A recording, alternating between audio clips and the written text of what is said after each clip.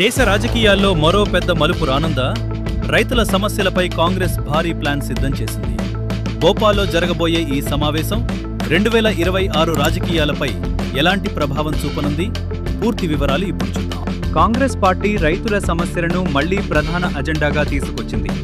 ఫిబ్రవరి 24న మధ్యప్రదేశ్ రాజధాని భోపాల్లో భారీ రైతుల కన్వెన్షన్ నిర్వహించనుంది. ఈ కార్యక్రమంలో కాంగ్రెస్ ముఖ్య నేతలు రాహుల్ గాంధీ మరియు మల్లికార్జున ఖర్గే పాల్గొని రైతులను ఉద్దేశించి ప్రసంగించనున్నారు. ఇటీవల పంట ధరలు, ఎంఎస్పీ, ఎరువుల కొరత వంటి సమస్యలపై రైతుల్లో అసంతృప్తి పెరుగుతోంది. ఈ నేపథ్యంలో కాంగ్రెస్ రైతులతో నేరుగా కనెక్ట్ కావాలని వ్యూహం రూపొందించింది. పార్టీ వర్గాల ప్రకారం రైతు సమస్యలను జాతీయ స్థాయిలో హైలైట్ చేయటం, కేంద్ర ప్రభుత్వంపై ఒత్తిడి పెంచటం, రాబోయే ఎన్నికలకు రైతు ఓటును ఆకర్షించటం ఈ కన్వెన్షన్ ప్రధాన లక్ష్యాలుగా కనిపిస్తున్నాయి. రాహుల్ గాంధీ గతంలో కూడా రైతు యాత్రలు నిర్వహించారు.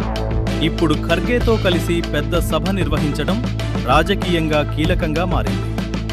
విశ్లేషకులు చెబుతున్నది ఏమిటంటే, మధ్యప్రదేశ్ కీలక రాష్ట్రం, రైతు ఓటు బ్యాంక్పై ఫోకస్, జాతీయ స్థాయిలో సందేశం ఇవ్వాలనే ప్రయత్నం ఈ సమావేశం తర్వాత కాంగ్రెస్ రైతు అజెండాను మరింత దూకుడుగా ముందుకు తీసుకెళ్లే అవకాశం ఉంది. మరిన్ని అప్డేట్స్ కోసం మన ఛానల్ను సబ్స్క్రైబ్ చేసుకోండి.